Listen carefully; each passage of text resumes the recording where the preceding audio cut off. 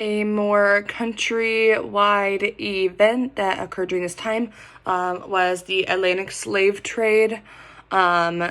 Basically, the transatlantic slave trade was a segment of the big overall global slave trade, where they transported between 10 million and 12 million enslaved Africans across the Atlantic Ocean to parts of the Americas, and not just Americas, but the islands surrounding the Americas, basically from the 16th to the 19th century.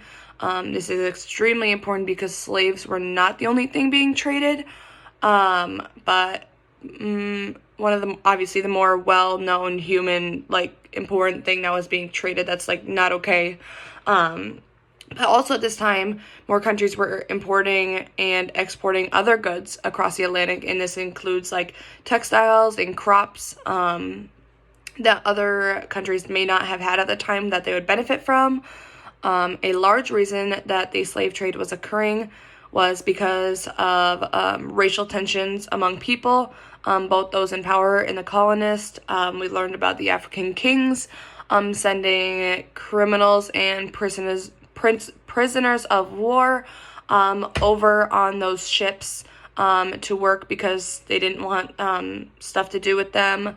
But this also occurred because there was a large shortage of labor, so they needed more people, so that's why they sent those criminals and prisoners of war.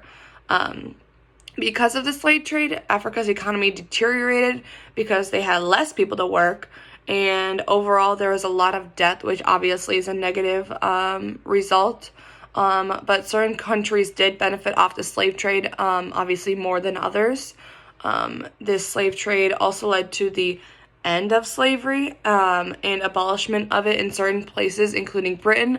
But obviously we know that slavery still occurs in certain parts of the world, and it is just not acknowledged or up to the Atlantic slave trade level.